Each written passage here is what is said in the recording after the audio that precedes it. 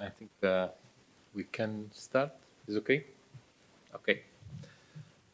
Welcome, everyone, to this second Ciampi lecture after the summer break.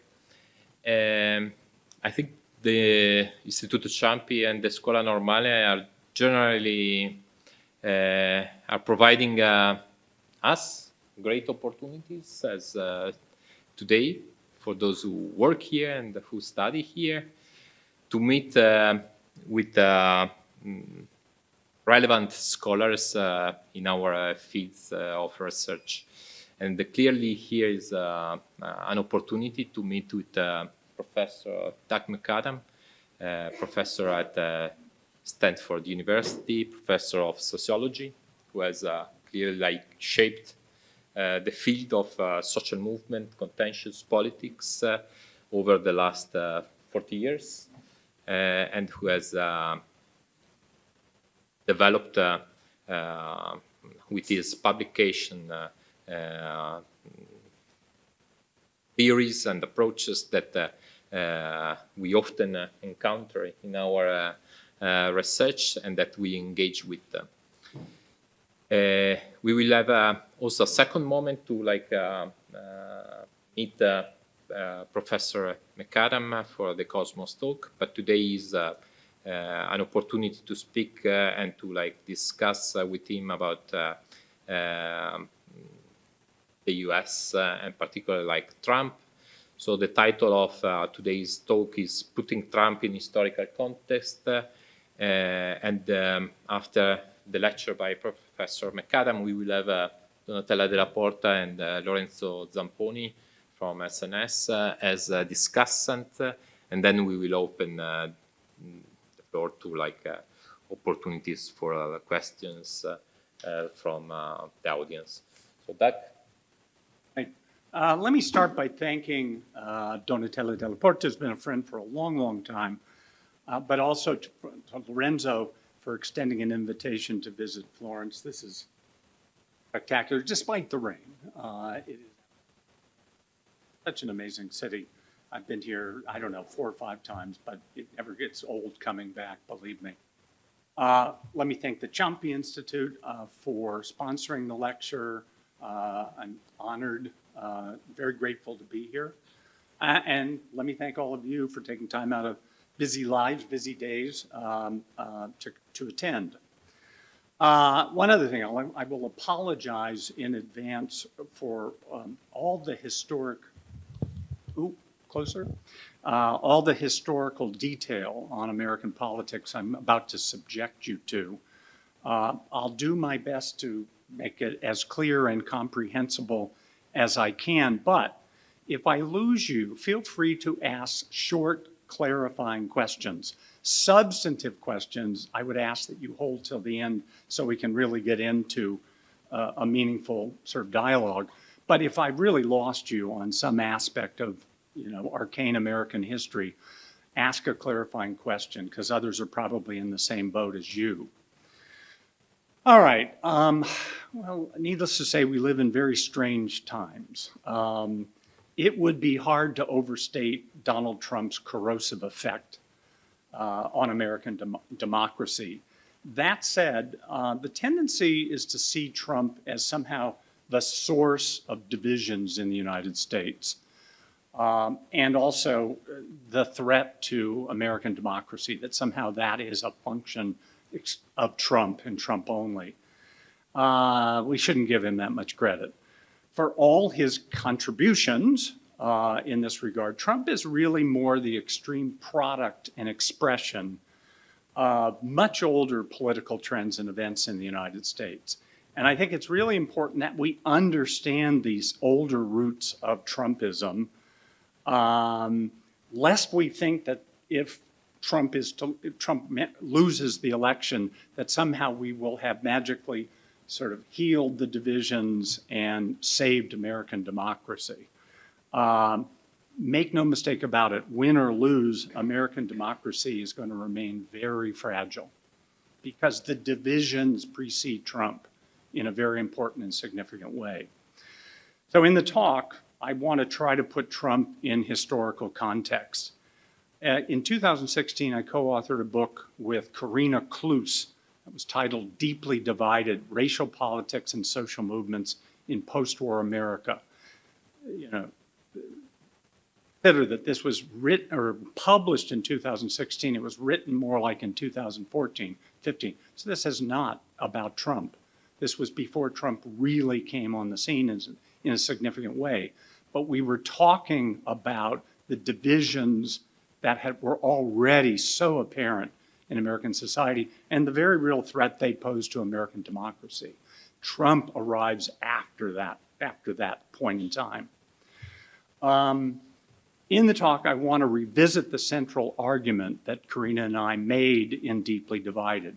Our central goal in the book was to explain the fundamental and incredibly consequential transformation in what we called the racial geography of American politics, a shift that began in the mid-1960s, early mid-1960s, but which continues to powerfully shape American politics today. To begin to understand the magnitude and significance of the shift, it's worth reminding ourselves just how different the two major American political parties were around 1960, before and after. And I think I will stand and when I do these slides. Okay. So here's two parties on the eve of the 1960s. And I'm going to start down here with the Democrats. Moderate centrist in ideological orientation. There were some very, very strong progressives, but moderate centrist is really the ideological orientation of the Democrats. Geographically centered in the southern United States, the solid Democratic South. These are the former slaveholding states that are the most loyal Democrats because they hate the party of Lincoln, the Republican Party.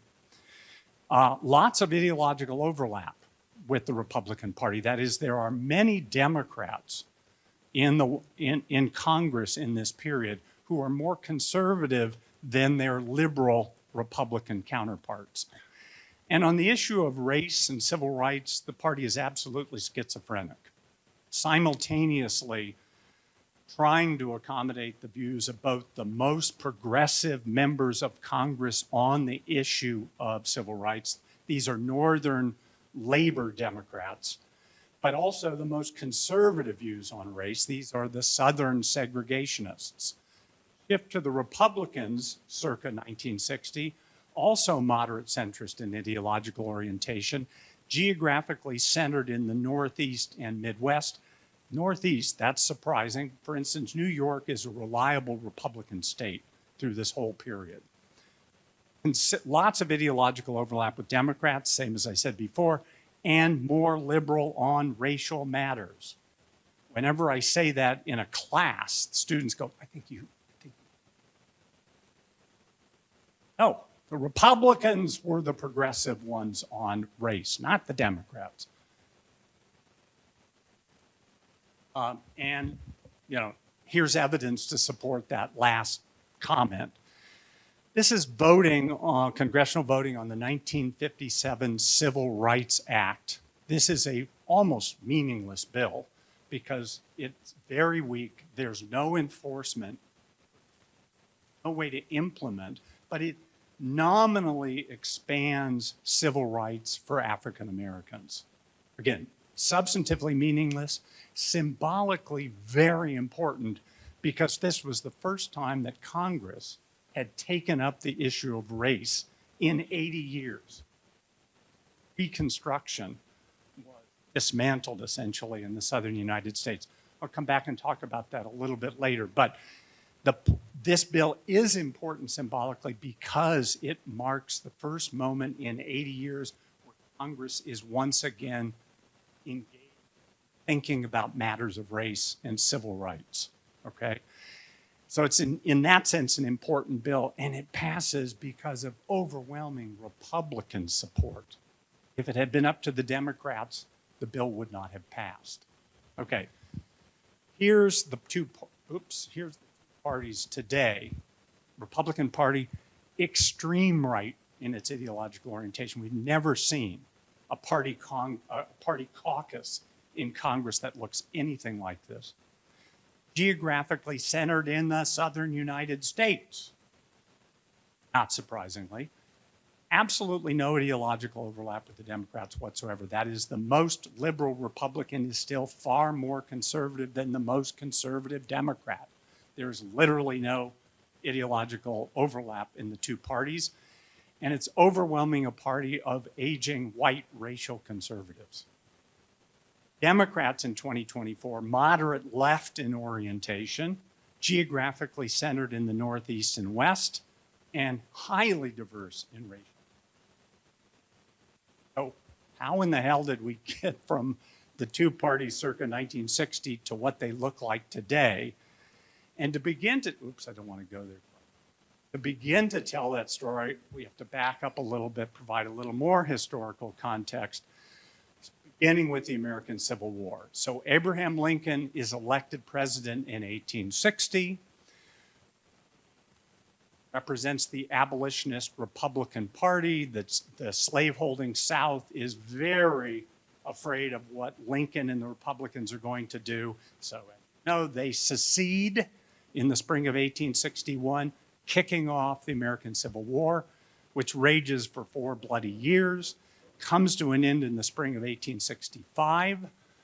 Shortly thereafter, Lincoln is assassinated in office, but the abolitionist Republicans are firmly in control, not only of the presidency, but of Congress. And for the next 11 years, they are going to their best to try to create a more egalitarian way of life in the southern United States, states of the former Confederacy. Constitutional amendments dramatically expand the rights, social, political, and economic rights of the former enslaved, the African-American population, and to reinforce and safeguard rights.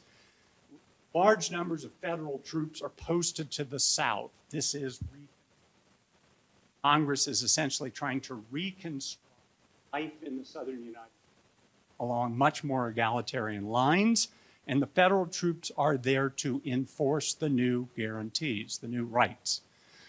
It's not a particularly happy period in the South. There's a lot of conflict, but it is dramatically more egalitarian than life prior to the new rights.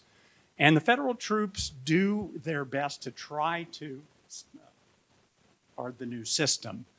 But this all comes to an end with the election of 1876, a presidential election. Neither of the two major party candidates, Samuel Tilden, who's a Democrat, or Rutherford B. Hayes, the Republican, get enough electoral votes for them to assume the presidency. So as the Constitution mandates, the election is thrown into the House of Representatives to resolve. And there it is resolved in the following way. Rutherford B. Hayes, the abolitionist Republican president, approaches the Southern members of Congress. These are the Dixiecrats. These are the former slaveholding segment of Congress. And he says, look, I'll make you a deal. You give me your votes. Don't vote for your Democrat. Don't vote for Tilden. Vote for me, and I promise to withdraw federal troops from the South. That will effectively mean the end of Reconstruction. And that's exactly what happens.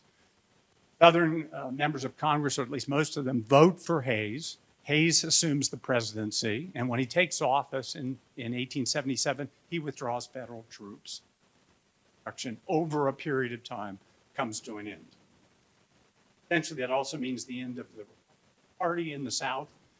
And this period, we'll call it 1877 to 1960, this broad context for American politics in this period. The South is essentially a one-party racial autocracy. There is no Republican Party any longer. This is the hated, dreaded party of Lincoln, posed the war of northern aggression on the South. So it is a one-party system, and with the Democrats obviously firmly in control. And by virtue of it being of the country, it is the most, the southern states are the most loyal component of the National Democratic Party. It's the foundation on which the party rests, because all of the electoral votes of the South are going to go to the Democratic Party. So that's where we are. Now we get the fun part. We get to look at electoral maps. I could have started in like 1880, but in the interest of time, I'm going to cut into the time series in 1928. This is Herbert Hoover is the Republican candidate for president. He wins in a landslide, but you can see the votes, the electoral votes of the Deep South remain loyally Democratic. There's no election in this 80-year period where you see anything but blue in the Deep South states, and typically you see it in the border South states as well. So that's 1928. Something happens in 1929, a little thing called the Great Depression, the stock market crash. The next election is 1932, and you get a sense of who the American electorate blamed the Depression on. There's Franklin Roosevelt's first-term victory. He wins in this massive landslide. The electorate is very angry with the Republicans, and they toss not only Hoover out, but most of the Republican members of Congress as well. Believe it or not, 4 years later, his election is even more one-sided. So Roosevelt wins in 36 as well. He runs for an unprecedented third term. In 1940, there's a little more resistance in the upper Midwest to this third term, but he still wins easily. And you can see where the South comes down. And there's his fourth term. He wins a fourth term in 1944. Again, there's some Republican opposition in the Midwest, but he wins handily once again. Then he dies in office in 1945. His not very well known, not particularly popular vice president, Harry Truman, takes over. I'm not going to show you 1948. It's a fascinating election and has everything to do with what I'm talking about here. But it's a sufficiently complicated story. In the interest of time, I'm not going to show you the electoral map, although it's going to click by here really quick. You can glance at it. But if you want to ask in Q&A about 48, that would be fun. In any case, there it is briefly. In 52, this is the only time the Republicans break through between 1932 and 1968. This is Dwight Eisenhower, General Dwight Eisenhower, World War II hero. He runs as a Republican, and he wins very comfortably. But again, you can see the South playing its traditional dissenting role in American elections. Eisenhower wins again in 56 with, again, the dissent of the South, much of the South. And then this is the last map. Well, no, I'll show you more maps, but this is the last one for a while.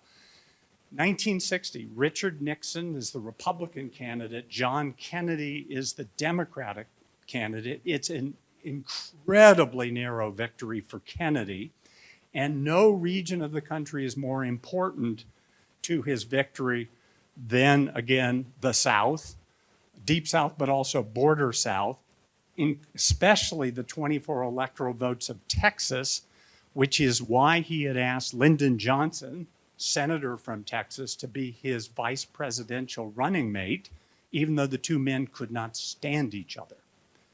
Kennedy knew he needed those 24 electoral votes in Texas, and he got them. I'm going to pause here just because to underscore the just how structured American politics in regional and racial terms, just how consistent that structure was or is from 1877 to 1960. It really is remarkable. The regional structure of support for Democrats and Republicans doesn't effectively change over this period, nor does the racial sort of voting patterns in the United States. So there's been this incredible stability for almost 80 years in the structure underlying racial and regional structure of American politics. This is all about to change, though, and change very quickly, and with significant upstream consequences for the structure of politics in the United States, a structure that is still driving our politics today, again, some 60 years later. Where was I going to go? The change is going to come about as a result of two linked social movements, or more accurately, one social movement and one counter movement. The social movement is the civil rights struggle, no surprise there. The counter movement is a very clear national white resistance movement to the civil rights revolution. Start by talking about the civil rights movement. This is time series data on civil rights movement actions 1948 to 1976. I drew this figure 50 years ago working on my dissertation. I generated these data by reading every last page of every issue of the New York Times for these 29 years.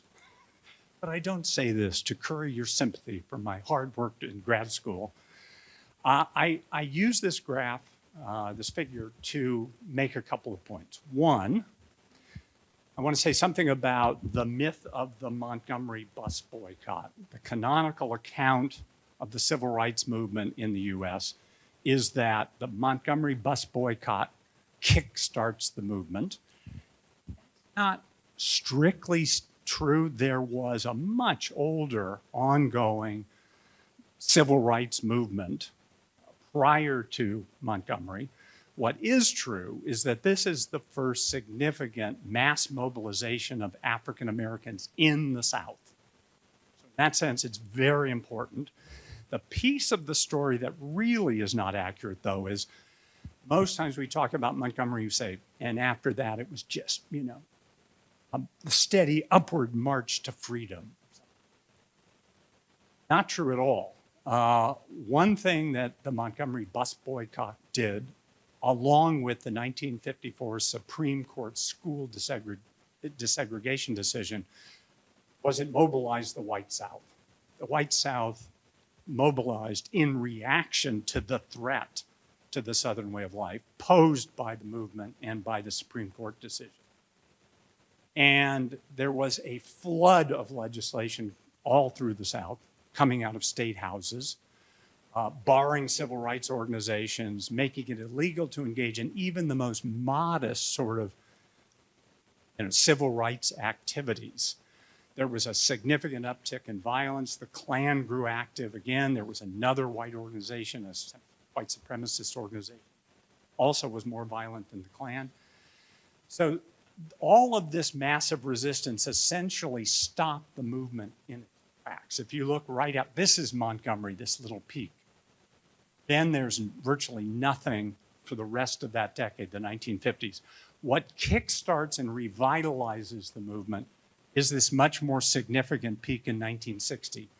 That's the so-called lunch counter sit-ins, the sit-in movement that erupts in February in North Carolina and spreads throughout the South over the next 3 or 4 months. Just massive mobilization at the grassroots level, not just in the South, but all over the country. That sets in motion this extraordinary period. We've never seen anything quite like this with any other social movement in the United States. This sustained mass mobilization all over the country, but obviously significantly in the South. If you look at just the levels, if you think of this as Montgomery, look where we are in 1965 and 66. It's extraordinary. So that's the heyday of the Southern Civil Rights Movement, really more from 60 to 66, 67, okay? The second thing I want to use the figure to discuss or illustrate is these years, 60 to 66, 67. They are also the hottest years of the Cold War. Missile crisis, this is the Berlin Wall, this is the Bay of Pigs invasion, this is Vietnam. that just coincidence? No, it's not coincidence. My argument has always been that the civil rights movement occurred when it did because of the Cold War. Think about it. Here we are locked into this intense ideological struggle with the Soviet Union for, standing around the world. And American-style racism is a horrible foreign policy liability. That's why every post-war president, Democrat or Republican, that's Truman, Eisenhower, Johnson, Kennedy, all embrace the need for civil rights reform. We tend to think, Americans do, oh, the civil rights, that's a domestic issue. It was not a domestic issue in this period. Civil rights movement was absolutely, or the reforms, the civil rights reforms initiated by Congress were all about foreign policy, countering the Soviet threat. We were desperately trying to put our racial house in order to reassure friends and allies around the world about our intentions. And the Soviet Union was playing up every publicized instance of violence against black demonstrators for maximum propaganda value. This is the country you want to emulate? It was all about the relationship between this domestic issue of civil rights and the singular post-war policy issue of the threat of the Soviet Union. So it's no coincidence that the movement is thriving at the peak of the Cold War. So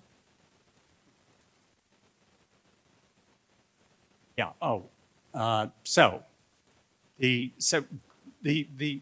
Democrats being pushed aggressively by the Cold War from internationally, and being pushed from below by the civil rights movement. It's effectively getting squeezed between grassroots activism at an unprecedented scale by the civil rights movement and the top-down pressures of the Cold War. The Democrats move aggressively left. First, reluctantly, I would argue, under Kennedy, then much more aggressively and creatively under Johnson. And the key legislative victories, judicial and legislative victories that come as a result of the civil rights movement come in this period. They come on Johnson's watch, during Johnson's administration. Celebrate them as a great achievement, but they come at significant political cost to the Democrats, and that is the loss of the solid Democratic South. There's the electoral map for 1964, okay? Johnson is enormously popular. Kennedy has been assassinated in '63. Johnson has taken over, cloaked himself in the mantle of our late slain president, and he's won in a landslide. But look at where the only dissent comes from. It's the formerly blue Deep South, except for Barry Goldwater's home state. He was the Republican nominee. This is nothing less than a political world turned upside down. That 80-year structure, regional racial structure of American politics has been flipped on its head. And you get some sense of it by going back and forth between this map and a previous map I showed you, which was Eisenhower's second term victory in 50s.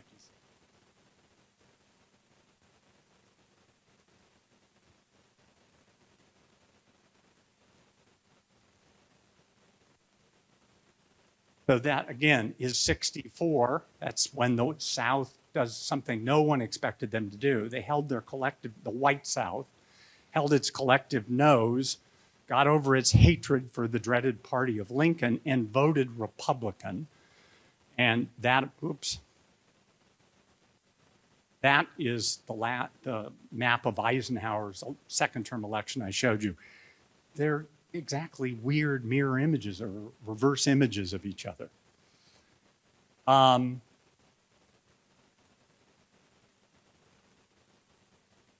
Okay, so far I've talked just about the one movement, that is the civil rights movement. haven't talked about the white resistance movement. Let me talk about that. It may start as a Southern phenomena, and definitely does, but it very quickly, by the early mid-60s, it's clear that there's tremendous opposition to the civil rights movement nationwide in the United States. And no single figure kind of expressed or symbolized that opposition, or frankly galvanized it, more than the arch segregationist governor of Alabama named George Wallace. This is a clip, and I was going to show it, but I looked last night, much to my horror, it's much longer than I thought it was.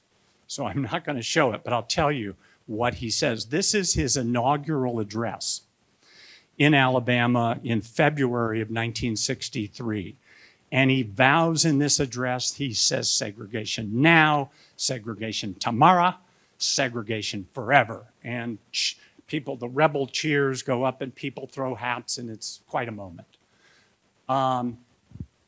So he's being inaugurated. Later in this same inaugural address, he vows to stand in the schoolhouse door. That's his word, stand in the schoolhouse door to block school desegregation in the state of Alabama. And 2 months after this address, he gets an opportunity to do just that. This is Wallace standing in the door of the registrar's office at the University of Alabama as the first African-American student is trying to enter the university and register. And he's blocking it. This man, thin man over here on the right, is Nicholas Katzenbach, who's the Assistant Attorney General for Civil Rights of the Justice Department. He's accompanying the first African-American student, and they're turned away. There is a fabulous clip, audio clip only, that you can find pretty easily by searching of a conversation, a phone conversation between Wallace and the Kennedys, John Kennedy, who's president at the time, and Bobby Kennedy, who is his attorney general. And Wallace is pleading with them to let him do this. I got to do it. I told my constituents that I'm going to do it. I have to follow through. I look weak. You understand. So I promise, as soon as I do this, I will withdraw, and she can go right in. And there's no problem with that at all. Kennedys go, all right, we'll give you your moment. Well, the moment makes him a frickin' hero to white racial conservatives around the country. He seemed like something of a joke, but it becomes a real galvanizing force for white resistance all over the country. The very next year, actually only a few months after this, Kennedy is shot, and we're entering another presidential election year, 1964. Johnson's enormously popular. He's clearly going to be the nominee, right? Wallace announces that he's challenging the sitting president of his own party for the nomination for president. And people laugh. They think this is hysterical. They stop laughing pretty quick. He enters 3 northern primaries. We're not talking southern primaries here. We're talking 3 northern states. The first one, Wisconsin, a reasonably progressive northern labor state. And this arch segregationist takes 1/3 of the vote. And there's shockwaves all over the country. Nobody can believe he's getting this much traction, not among conservative Republican voters, but fairly liberal northern labor Democrats in Wisconsin. After this, he then enters the Indiana primary.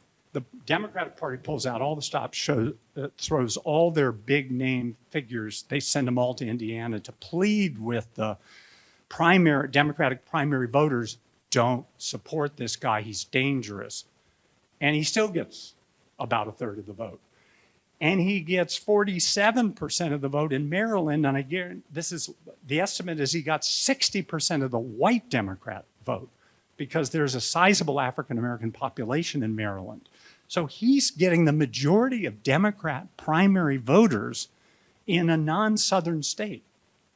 And again, this just sends shockwaves through the political establishment and starts to suggest to Republicans that there's a real opportunity in the base of the party by moving right to appeal to white racial conservatives. exactly what happens. But the decisive shift comes when Nixon runs in 1968. He runs explicitly on what he calls his Southern strategy, which is simply, I'm going to appeal to white Southerners who are angry with the Democratic Party for selling them out. And Nixon splits 86% of the popular vote with Democrat Hubert Humphrey. That's the nominee for the Democrats. Wallace, you remember Wallace, mounts a very vigorous third-party challenge and captures the remaining 14% of the vote. So Nixon wins in a very, very close election, and he understands that his chances of being reelected in 72 will depend on his ability to win over more Wallace voters, not try to appeal to more moderate Democrats. And that's what he spends his first term doing, is changing civil rights, advocating for change in civil rights policy that really weakens guarantees. He wants to, I won't go into the details, but this is a guy who, when he was in Congress, had an impeccable civil rights voting record as a Republican. But as president, he's trying to move the party ever more to the right in racial terms or in matters of civil rights. The last thing I want to say about Nixon in 1968, the first Republican to really evoke this of two Americas. I used to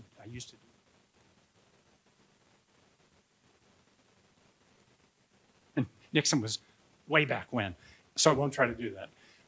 But his standard stump speech in 1968, he'd say, the New Deal under FDR was a good thing because we were asking the few to give for the benefit of the deserving many.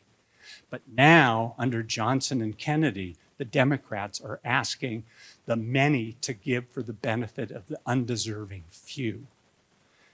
And he didn't mention race explicitly, but it was in code. Everybody knew what he was talking about.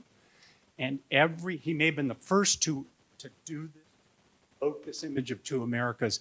Every Republican presidential candidate since has embraced the same set of images. I have tons of quotes. I'm going to jump ahead to the last Republican nominee pre-Trump. That's Mitt Romney.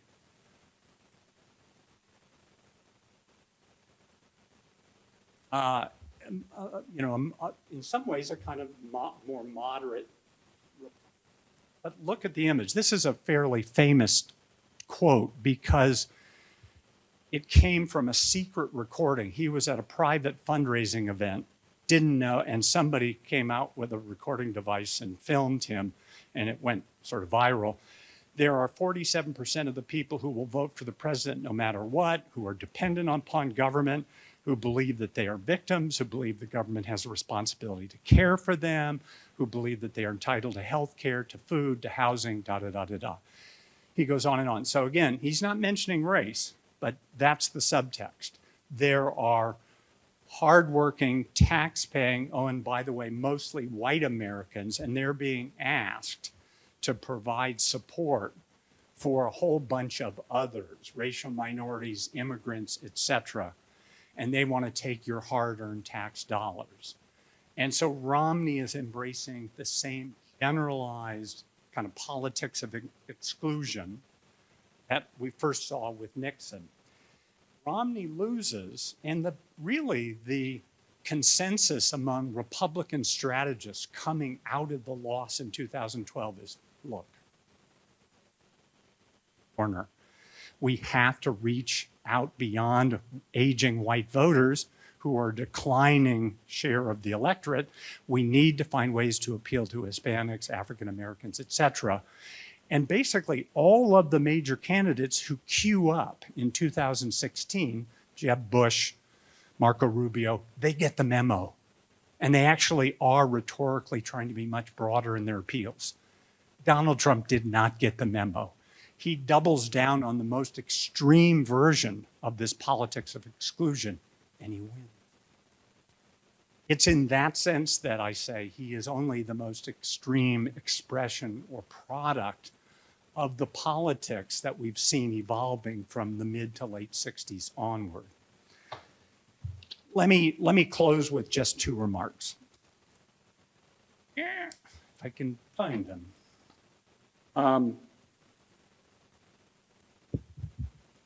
First, as I said at the outset, although Trump has certainly deepened and intensified the divisions in the United States, he is not the source of those, at least not the original source of those divisions. And whether he wins or loses, those divisions are going to remain very salient in American politics. As long as race remains the central issue in politics, which I would argue it is, continues to be, and Republicans continue to embrace a politics of racial, ethnic, and immigrant exclusion, the Republicans will have a decent chance of victory on the basis of an explicit appeal to white nationalism. Last point, second point, and it's a comment on demography.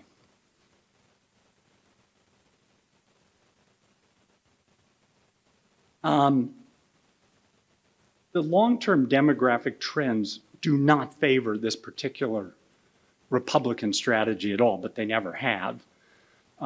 These are figures showing the percent of different racial ethnic groups as a share of the electorate, the American electorate. And you can see that by, I can't quite read it, but it looks like 2040, the US will be a majority minority country, but you can just see the steep decline in the percent of the electorate that's white.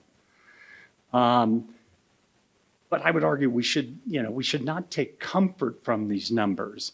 We should worry, on the one hand, about the damage that has been and will continue to be done before these numbers work their magic, if they ever do. And I think more importantly, we should have no illusion concerning the lengths to which Trump and his allies will go to restructure political institutions to retain power. They are well aware of these demographic trends, and they're trying to regain power now, before time passes any further. Trump has said at a number of talks he's given, speeches he's given, campaign speeches, he says, all you have to do is vote for me one more time. What does that mean? I think what it means is he has no intention of leaving the White House if he secures it again. That he and his allies will work hard to reform political institutions to preserve their power, because over time, demography is going to take it away from them. That's something to really be afraid of. And I'll stop on that cheery note.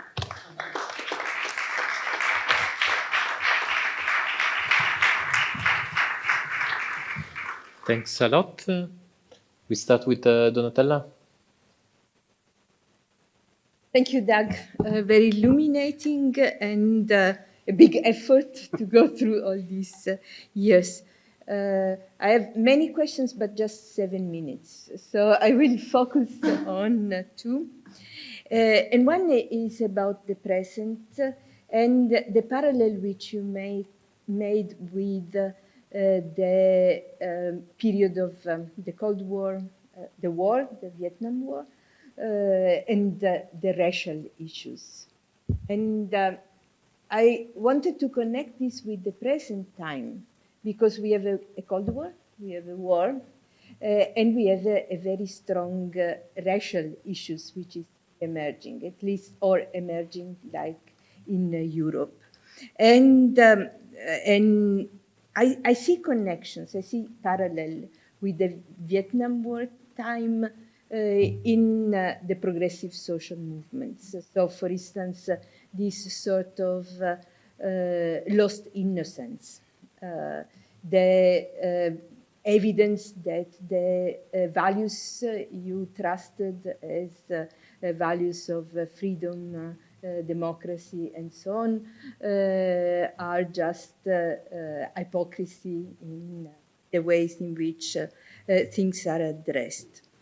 With, however, a difference, because in our time, we have the migrants that represent the conflicts outside in the countries, while you show a picture in which the connections between war and racism and the opposition to the war is related with another type of minorities that is not.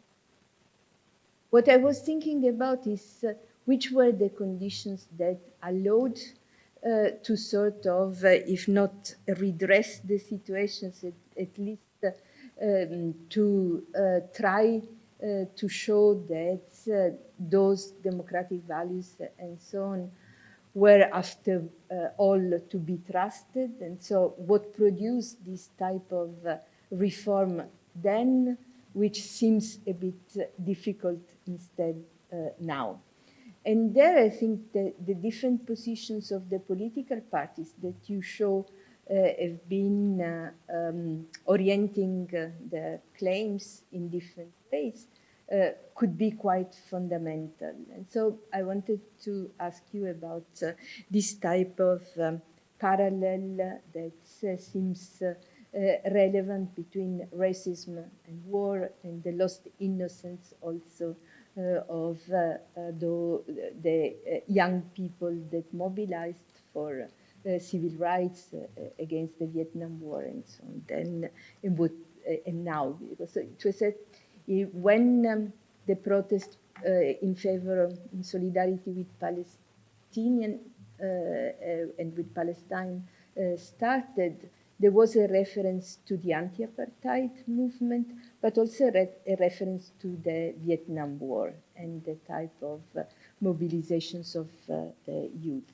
And I wanted to ask you about this. And other things is on the demographic trends, and this is also more connected with what the Republicans the Democrats are doing. Because the impression is that the demographic trends alone can also not be sufficient to change the situation. Because what we saw is that apparently the dominance that the Democrats had in some ethnic groups is declining on the black vote, and on new type of immigrations like from the Arab world, there seems to be closure in the recent time. Even symbolic type of gestures have not been done by the Democrats to sort of speak to this minority. It seems it's not automatic also because on the other side, you don't have Democrats that are committed anti-racist. You have Democrats on which primaries did not have the same type of effect that you single out on the Republican side. And I think this is also important to have. No, and, from the more theoretical side, I was thinking you have contributed a lot also with SEED on reflecting on the relationship between political parties and social movements. So the different type of relationship from sort of alliances to also causations in one direction or the other. And you show relationship between movements and parties on both sides. So movement, counter-movement, and type of interactions with the parties. Also in your book, you show that the sort of perverse effect of the struggles of the progressive movements to have a more democratic system of selecting the candidates and so on, have been that on the right this has co-produced Trump and brought about, to a certain extent, has been more effective on the Republicans than on the Democrats. And there I was wondering if, going back to the theories on social movement, parties, the type of relationship also between the progressive movements and the democratic parties, and on the other hand, the counter movements and Republican parties, which type of differences there are, because it seems also that the Occupy movement had been able to play some influence the Obama candidature campaigns and then presidency, but it was sort of quite weak. And on the other hand, instead, it seems that smaller movements, more violent, more sectarian, though, can have much more power on the Republican side. Questions? Should I answer now? Or? Yeah. Okay. Dr. Lorenzo? Probably there are already 3 big questions. Yeah. Yeah, these are all tough questions and very good questions. On the relationship between parties and movements, know that I have anything to say kind of at a general theoretical level based on this particular set of cases. But the story I tell and the story we told in Deeply Divided is all about the shifting relationship between movements and parties. The other thing that's worth saying, because it also applies to Europe, is that parties used to actually be vetted organizations in the United States. I came of age and wanted to work politically. There was a Democratic Party headquarters in my relatively small hometown. And so the party itself was a force for mobilizing people for various kinds of political action. Those structures don't exist anymore. There isn't really a set of party organizations. And the movements are playing increasingly the central mobilizing role. People get socialized into politics in the United States, and have for, I'd say, the last 30, 40 years, through movements, not through party organizations. So they bring a party mentality to politics that is anathema to the old sort of mainstream political party. Doesn't entirely answer your question. Previous question was? On the parallel between the situation now and the Vietnam War. With regards, with regard to the racism. I see real differences. Coming out of World War II, we described the 1960s in the U.S. as a very period, and it was. Most young people absolutely thought that the U.S. wasn't just the most powerful country in the world, it was morally the best country in the world. And needless to say, Vietnam, civil rights, etc., had a powerful effect on young people because it was so contrary to their idealized image of their country. Having raised 2 daughters, neither of my daughters grew up with much of an idealized view of the U.S. There's been much greater awareness of problems and hypocrisy, etc. So young people are certainly not just coming to some new image of the United States. So I see a real difference, at least in the U.S., between the relationship between young people and politics broadly defined now versus the period I was describing, or we were describing in the book.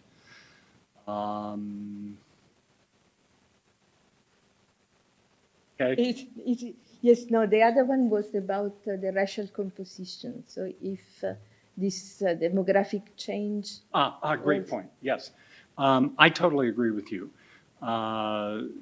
Demography alone will not do that. And in 2012, again, when Republican strategists were saying, reach out, broaden the appeal, in particular, they were arguing broaden the appeal, reach out to Hispanic voters. Hispanic voters do not have the same history. First of all, they're highly diverse because they come from lots of different countries in South America, Central America, Caribbean. But beyond that, they don't have the same history whatsoever as African Americans. And for the longest time, Hispanic voters were as likely to be Republican as Democrat because there's a kind of set of conservative social values that at least we associate traditionally with Hispanic culture, abortion, et cetera, et cetera. George W. Bush drew lots of Hispanic support. And so there was every reason to think, look, if we make it a point to reach out to Hispanics, we can broaden the Republican Party. Trump moved in a very different direction. He openly kind of demonized Hispanic immigrants coming to the U.S. as rapists and drug dealers, et cetera. But demography won't do it alone. But as long as you have a Republican Party that's extremely exclusionary and not reaching out to racial and ethnic groups, that strategy is not going to work. I think the Republicans, had they moved back in that more centrist direction with appeals to different ethnic groups, they might well have done much better, or might be doing better than they are now. But Trump is not buying any of that. Yes. Well, thanks a lot. Extremely interesting. And since much was already discussed, I want to focus on one precise point. Since your presentation was really on the role of race and discussion about race in US politics, on a specific point, which is the interplay between race and class, okay, which obviously it's a controversial issue everywhere, but I think it's one of the hinge points of American politics, okay? And I wanted to ask you a reflection about this. There was a book that I read a few years ago. It was written in the 80s, Prisoners of the American Dream by McAdam, which is a book on, trying to answer the question on why there never was a mass working class party in the US, okay? Why there was a labor, social democratic, and so on. But you know, it's a long history of defeats of the American left since the Knights of Labor to Reaganomics, okay? But one of the main arguments is on the peculiarity of the middle class, okay, and the construction of an autonomous middle class as something structurally separated by a significant part of working people. And one of the main strategies, at least in the way in which it explains the book, is racialization. Okay, the fact of gradually integrating into this big middle class racially identified component of the working class and excluding others. No, and one big example is the New Deal with the integration of Irish and Italian American workers into making them white, okay, and thus making them into the middle class and racially separating this, and obviously, you know, this is one of the components, but it is something that I think is still visible in contemporary American politics, and I wanted to know what I think about that. There has been, you know, now Joe Biden was the first US president to walk a picket line, okay? But at the same time, the Teamsters, for the first time in 30 years, did not endorse anyone for the election. Trump is showing the best polling among working class voters for a Republican candidate in decades. Okay, still a minority, but better than any other. So class disalignment, okay, it seems it's structural, but it's getting worse than it used to. And obviously there is a lot that's been written about that, and we've already discussed about this several times because it's not an issue which is rooted only in the US, and rejecting the idea that working class people are somehow naturally more value conservative than others, and so on. And I don't want to enter into that, okay? But definitely there is something going on, a perception of an overlapping between racial progress and neoliberal transformation of society, and the capacity of the right to build a causal link between these two processes. And we witnessed in the last decade also, I think, an attempt by a significant part of the liberal world to dismiss this topic. There was the famous quote just before the 2016 election by Chuck Schumer, one of the most relevant people in the Democratic Party. For every blue-collar Democrat we lose in Western Pennsylvania, we will pick up 2 moderate Republicans in the suburbs in Philadelphia, and you can repeat that in Ohio, and in Illinois, and in Wisconsin, and we know how that election went. But the problem is that, and I'm getting to the point, okay? The problem is that there were attempts to try and address these issues. The Sanders campaign talked a lot about a multiracial, multi-generational working class coalition, and it failed. Okay, and one of the issues in which it didn't work out was also race, with Biden winning the primaries exactly among elderly black voters, and so on. So now with the fact that we have the first president in recorded history walking a picket line, but still, okay, the incapacity, is it because there was a change in the candidate for president, and there is a non-white woman as the Democratic candidate? Is it still about race? Okay, is it because of this perception of overlapping between racial progress and neoliberal transformation, and thus there is the construction of the causal link, so you can blame everything on race and it still works? But how is class disalignment getting every day worse? Okay, starting from a starting point that was already worrying for democratic and progressive perspectives, and how the class-race dynamic plays in this dynamic. Thank you. Critically important question, hugely complicated question. I don't have a simple answer. There isn't any simple answer. This is the sort of recurring puzzle well, there's many, but a really important recurring puzzle about American politics, where there objectively should be a real shared collective interest among impoverished racial minorities and the working class around economic policy, for instance.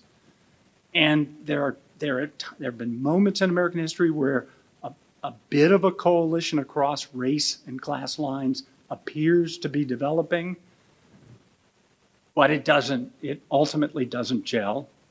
And a lot of the argument by scholars who have studied this much more, this has not been an area of expertise of mine, but is that race is used to divide and to create a kind of false sense of racial solidarity that makes it very hard ultimately to bridge that divide. Whether it's the sort of the populist movement in the 1880s, which began in the South and really looked like it was going to unite black and white farm workers, until there was a really aggressive, purposive effort to divide along racial lines, and it worked. And Trump engages in something very similar. And again, this whole Republican, this image of two Americas, it's never, well, Trump is more explicit, but in general, for all of this period of time I was trying to talk about, race isn't explicitly mentioned, but it's in code.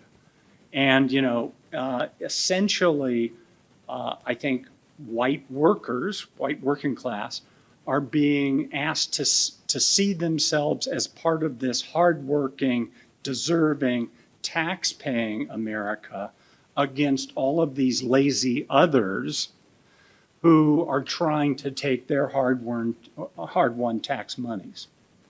And that strategy does appear to work, largely because of the unique history of the United States and how deeply racist to its core it is. So I know that's not the complete answer, but I do think appeals to race that are couched in sort of class terms, you're hardworking, you pay your taxes, are you going to really let all these others take benefits that you deserve? And I've talked to enough people that sort of echo that in their remarks. So that's at least part of what's going on. But you raise a critically important and very complicated issue. Thanks, Doug. Thanks, Donatella and Lorenzo. I think we have enough time. Open the floor and add further questions. Mario?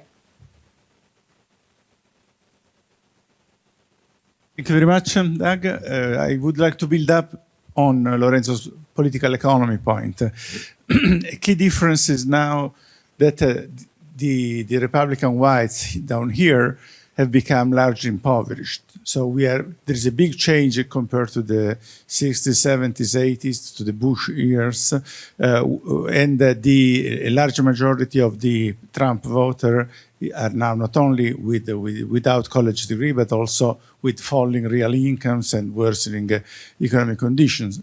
So how do you think this weakening of their material condition plays into the case of race in the combination of political alignment and the role of race? Because if you look at what the role of the state, for instance, probably this social group is now getting a lot of benefits from the government policies, no? Subsidies, protection, and the pandemic policies and so on.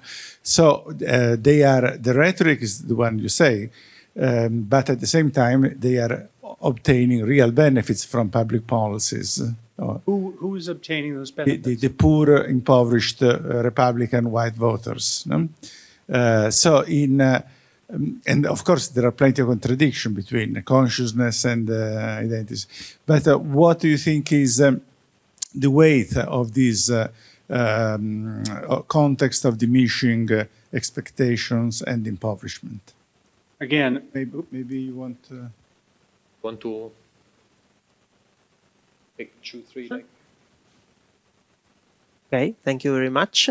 My question is related to, it's also partly connected to the analysis of votes you made before of the electoral results. Since in a two-party election, it's quite important to understand what happens in the other half. No, we were mentioning white supremacy as a tool and racial divides. What I'm curious about is what happens in that portion of the minority that will be majority very soon that in reality votes Republican. So my question is about Hispanic votes, Black votes. For example, I was thinking Florida is a very particular case. I have been there and I have experienced a very, very different kind of divided society based maybe on different lines. And what I wanted to ask you is, do you think not the Republican Party, but Trump and his group that is controlling the Republican Party is trying to use diverse narratives for different people somehow, and it could be a strategy that maybe works, and so maybe you vote Republican because you are in a very radical Christian group, but at the same time you are Black or Hispanic, and so part of the other narrative you sell to the whites wouldn't work on you. Thank you very much. Yeah, I added because it's on the same line, and basically also the first question from Donatella, because the only group among which Trump increased its vote share in 2020 was ethnic minorities, the Latinos, but also the blacks. And this seems to be fast increasing from all polls, because on Latinos they're nearly level. And also the young blacks, among young blacks, the support for Trump is increasing fast. So clearly it's not, according to your lecture, it's not because of Trump, because Trump didn't get that memo about targeting those voters. seems to be first because the socialization of communities has collapsed in a way. There was a huge stigma among black communities for voting Republicans, and now there isn't anymore in the last 20, 30 years. And the other one is the salience of cultural issues. And given that not only the Latinos, but also many blacks, as you said, are very religious, they prefer, once they are not a community, that identity doesn't matter very much anymore, they look at what is on the debate, abortion or whatever, and they vote for what they prefer, which may well be the Republican for them. So my question is, to go back to the title of the lecture, the electoral question is, does Trump maybe not matter? And the second question is, to the social movement expert, did the Black Lives Matter backfire, given that the electoral shift is, let's say, in favor of Trump among the black population? The most recent data I've seen doesn't suggest that there is, you make it sound like there's a dramatic increase in support among blacks for Trump. I haven't seen that. There is, I think there's more of a case you can make for Hispanic voters than black. But that's not to dispute your point. Trump is a weird character in that there's a kind of politics of resentment in general. People are encouraged to get in touch with their inner victim and their inner asshole, and America is not a happy place these days, hasn't been for quite some time. So there's lots of people who can map discontent onto Trump. And you wind up with these individuals who are supporting Trump, who on the face of it you would think wouldn't. But no, I certainly don't think Black Lives Matter backfired in that sense. Hispanics are more interesting precisely because they're so diverse. And talking about Florida, in Florida you have Cuba, a very substantial Cuban community, which in its politics looks nothing like Mexican immigrants, for instance, or Puerto Rican. And so you really have very different groups of Hispanic voters who appeal to very different narratives. And I do think you're right. Trump or allies are pretty good at crafting distinctive narratives to approach kind of niche groups. And some of that is absolutely working. I agree. I don't know if that answers your question, but Florida is so unusual. The idea that one appeal will work for all Hispanic groups is ridiculous. Nor will one appeal work for all black voters either, because you have real differences by region and age. By the way, the one thing that I have seen, and this was more of a qualitative dissertation that I just read, and I found it very convincing, the youngest black voters are fed up with the Democratic Party. They see them as tremendously hypocritical. Every 4 years you come around asking for my support. What have you done for me lately? Trump himself has said, hey, what do you got to lose? I mean, literally, he's used that line. He appeals to blacks and say, what have Democrats done for you? And that doesn't play well for older black voters who identify with the old Democratic Party Civil Rights Alliance. But for a 22-year-old, young black growing up in poverty, it might just resonate. He might like the kind of chutzpah of Trump. So that's a really a good point, I think, on your part. Now I can't remember.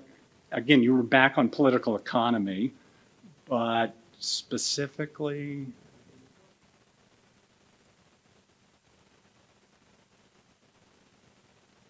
Yeah, and your really interesting point that a number of impoverished. Look, the economy is totally transformed in the U.S. It's been hollowed out in the middle. There aren't great working class, well-paying working class jobs. So there's a lot of impoverishment. And I think Biden's legislative agenda, which was actually quite successful, delivered benefits. And I remember talking to Democratic strategists who said, look, if you pass these various measures, real benefits are going to flow to disgruntled, otherwise alienated white working class voters, and they will move back in the direction of the Democratic Party. That hasn't happened, even though they're receiving, as you say, significant benefits. There's something about Trump's appeal and this kind of politics of resentment that still resonates with a lot of impoverished white working class voters. Marco?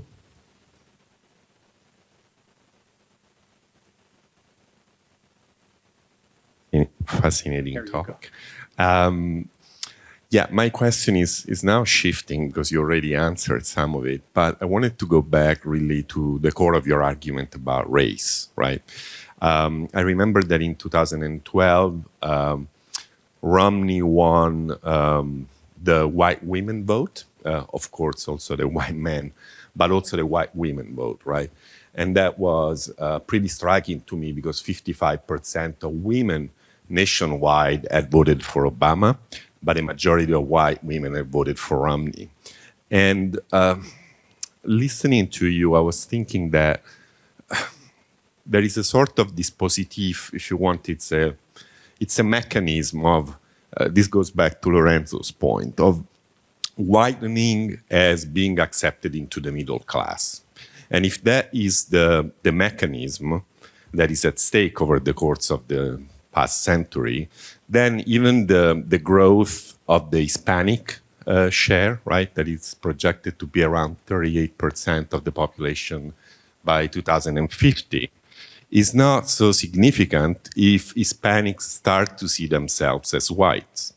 And that would explain why, I mean, this was the case of Italian Americans. I lived 11 years in the US, and one of the first things that I understood as I was living in an Italian American neighborhood in Brooklyn in the beginning is that Italians, when they first arrived at the end of the 19th century in the US, were paid less than African Americans. They were less than blacks.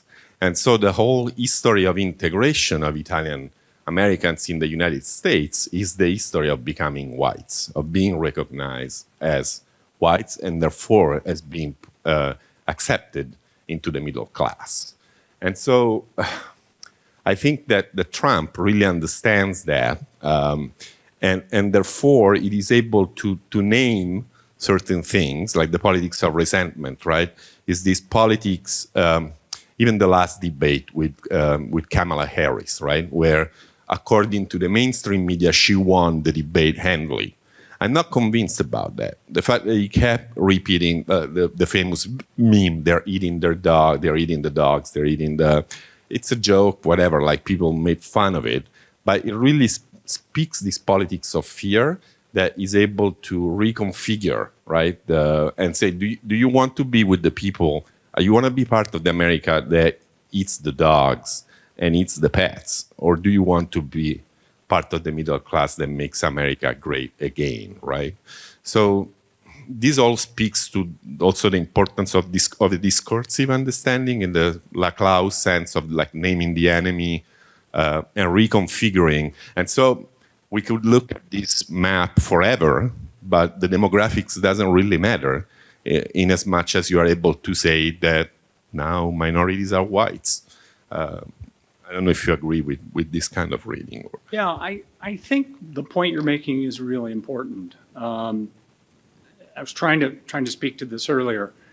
You know, the whole sort of implicit American sort of promise of advancement is badly broken, largely because the economy doesn't work the way it did 40, 50 years ago.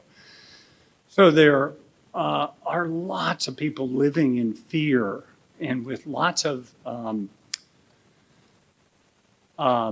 resentment for, you know, what's gone wrong and a fear that it's going to continue to go wrong.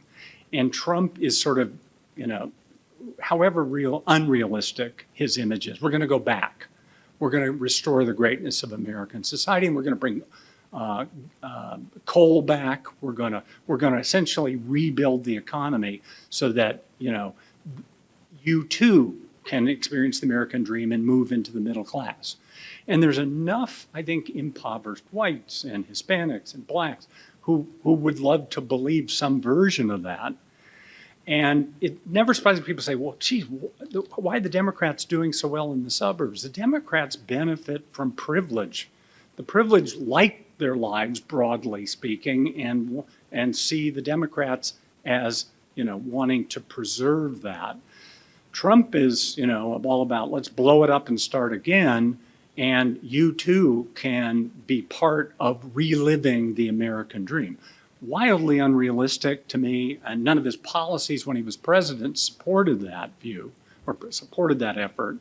But I think this rhetorical, analyzing the rhetoric and the cultural sort of foundations of Trump's argument gets us farther than self-interested kind of economic analysis, for instance.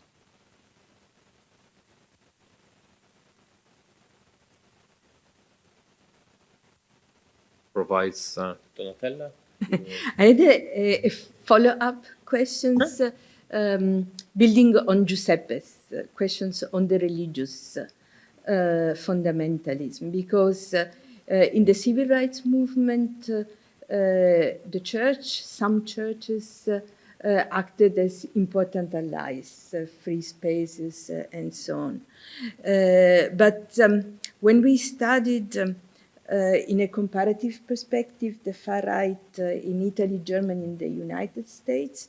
In Italy, there was the slogan, God, family, and the fatherland. And in Italy, it was very much family-oriented. In Germany, fatherland. And God was very central in the politics of the far right. And now, also in Latin America and so on, one could see this very strong pressure coming from and the ability to talk to middle classes, but also the poor. So I was wondering about this. And also adding to this, the role of funders, giving money, the political economy of Trumpism on the side of the financing, which was studied also in the past with reference to Palin and the previous transformations.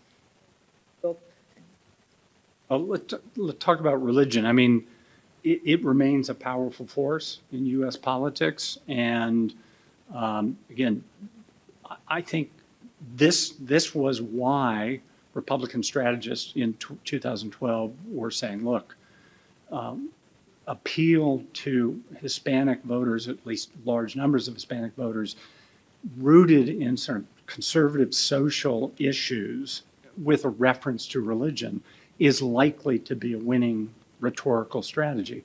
Again, George W. Bush did very well with Hispanics, and he played up family and he played up religion, was pro-life, largely pro-life. And that appealed to at least traditionally religious conservative Hispanic voters. I think that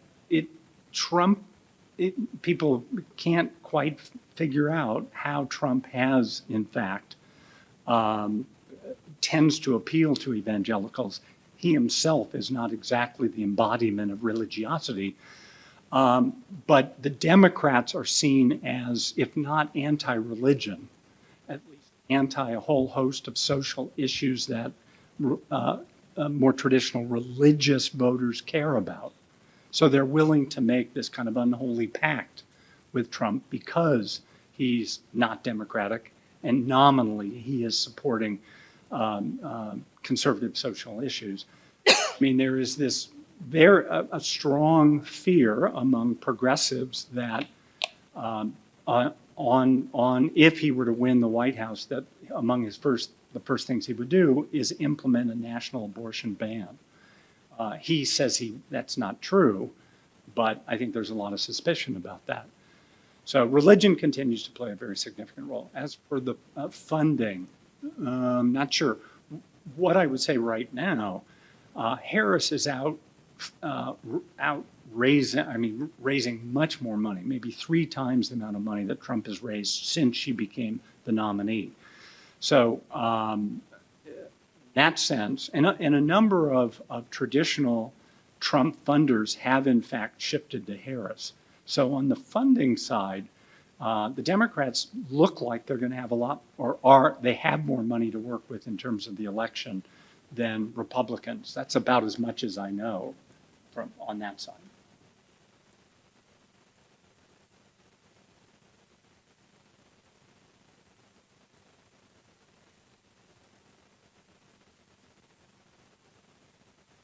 I will add something to what Lorenzo and Mario said.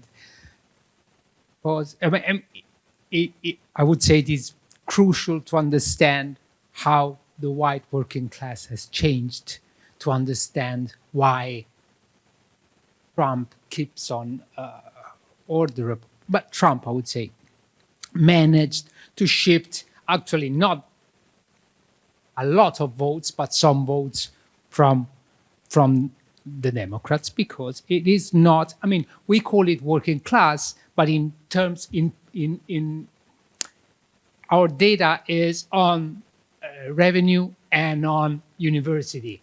So it's not what job they do. The jobs they do is low-skilled service jobs, Walmart. And that's very important to understand why this cannot, I mean, we wouldn't call it working class here in Italy. So that was just a comment.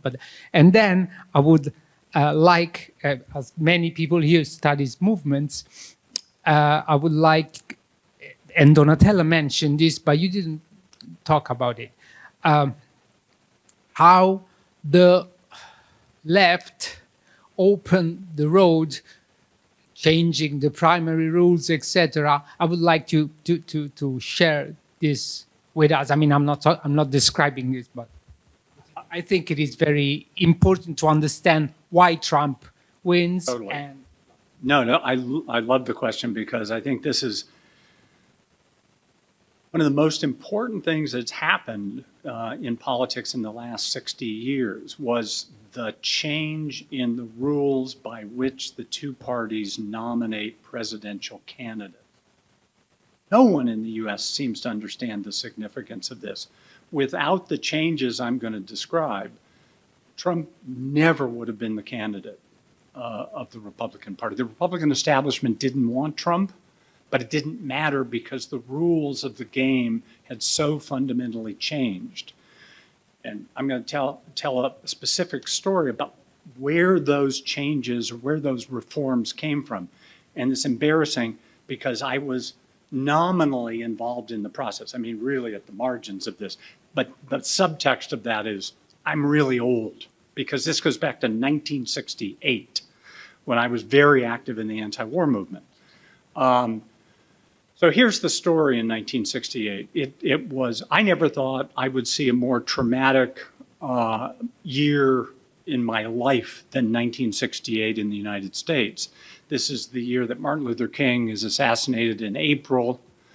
And then this is a presidential election year.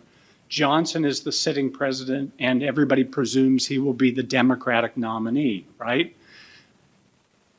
Not so fast. So, but Vietnam is absolutely tearing the country apart, and it's dividing the Democratic Party.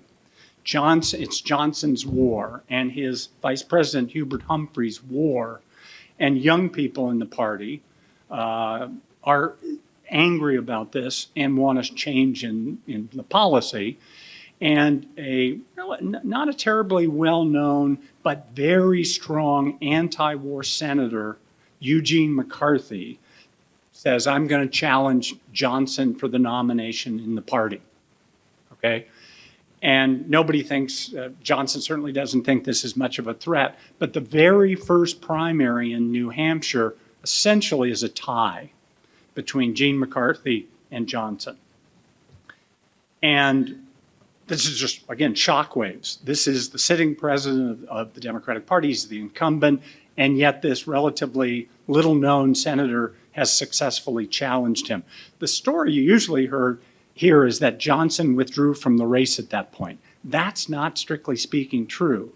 He felt he could beat McCarthy and he was in, But a week later, Bobby Kennedy, who had been asked to challenge Johnson but had refused, had declined, he throws his hat in the ring. He's going to join the race. And Johnson withdraws at that point because Kennedy was a much more formidable opponent, and they hated each other. The Kennedys and Johnson hated each other. It would have been humiliating for Johnson if he had lost to Bobby Kennedy. So he withdraws. So it's Eugene McCarthy and Bobby Kennedy vying for the nomination, and each of them is winning primaries until the California primary, which is the big prize. This is June of 1968. And you know the story. Bobby Kennedy wins decisively, and it really looks like he has all the momentum to go on to Chicago and claim the nomination, and he's assassinated. He's shot, leaving the hotel where the victory party had been, okay? So it's now Gene McCarthy. He's the only candidate, and he's got one or two more primaries. He finishes those up, and you'd say, oh, he's going to be the nominee. No, because under the rules that applied in 1968, there were relatively few primaries, I think 17 in all, and they were non-binding.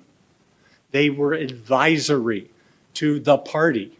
So it meant that the party could go, to heck with that. And that's exactly what the party signals it's going to do. It's going to have, Humphrey is going to be the nominee, which is the worst outcome for anti-war activists, because essentially one of the main architects of the war policy is going to be the presidential nominee. This is the only, when I said I was involved, very peripherally involved, very involved in the anti-war movement.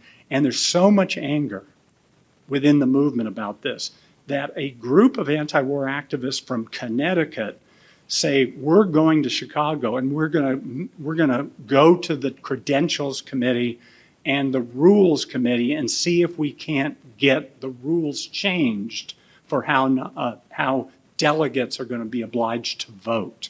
You follow? So they're trying to open up the whole issue of the nomination process.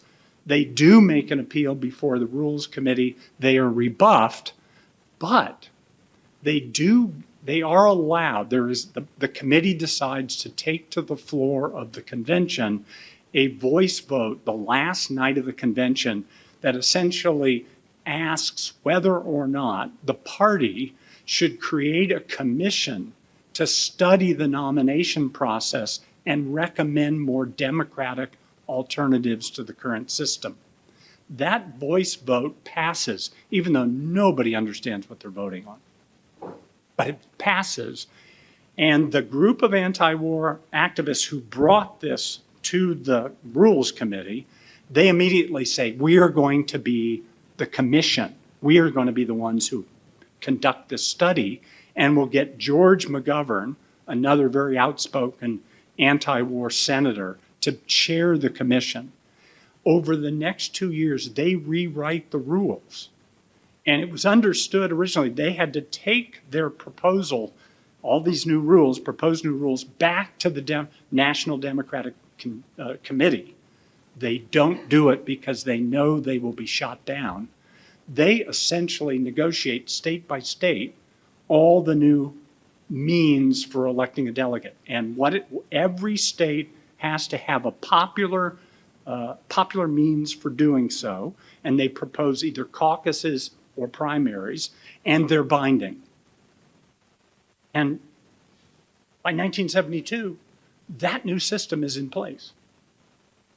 It's obviously wildly more democratic than the old system, which was just advisory, but it's had consistently illiberal consequences ever since it's been in place, especially in the Republican Party, because the primaries and especially the caucuses are low turnout affairs. At most, you might get 11, 12% of registered Democrats voting in a primary, sometimes less than that. Caucuses, it's estimated maybe 1/4% of all registered Republicans or Democrats will participate in the caucus. Okay, that's the perfect vehicle for the movement wings of the two parties to control who becomes the nominee. So again, in 2016, the Republican establishment did not want Donald Trump to be the nominee, but their rules take the control over the process out of their hands. And the base, which is rabidly pro-Trump, prevails. After January 6th, and the Senate decided in its infinite wisdom not to sideline Trump, not to say he's no longer fit for public office. They say, well, he's essentially a spent political force. I remember talking to reporters and saying, he will be the nominee in 24 under the current rules because the base loves him. There's no other, he will win easily. There won't even be really any contest. And that's what happened. So we have a system by which we nominate presidential candidates that favors social movements, the mobilized movement wings of the two parties. And that will be who continues to prevail every 4 years. It's a very important ironic point because the reforms in '68 looked like a great thing that would democratize the American political system, and I would argue it's had weirdly the opposite effect. But my question was also about the different effects, because the impression is on the Democratic Party. Only rarely you can say that the candidate comes from the movement. Fair enough. I would say it's had much bigger effects in the Republican Party for sure. But for instance, the Democrats have wrestled with this too. So in 2008, it's later, it's 2012, the party establishment created something called superdelegates. And this was an effort to basically create more establishment party support for Hillary Clinton against Bernie. When Bernie and Hillary competed, she won she won all but 3 of the primaries. He won all of the caucuses. So there was already an awareness that the rules were more favorable for the mobilized, the progressive wing of the party. And these superdelegates were an effort to try to create more of an establishment sort of, so the Democrats struggle with this too. But you're quite right. It's had much stronger effects in the Republican Party than the Democratic Party.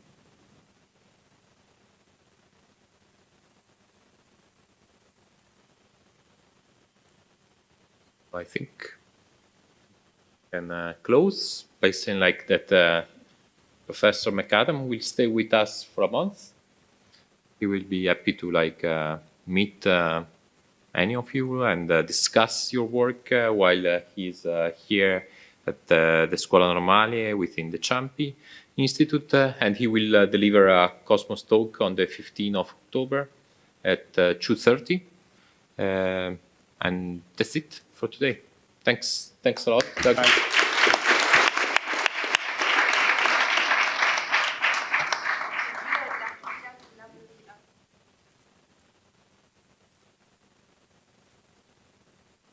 No clue.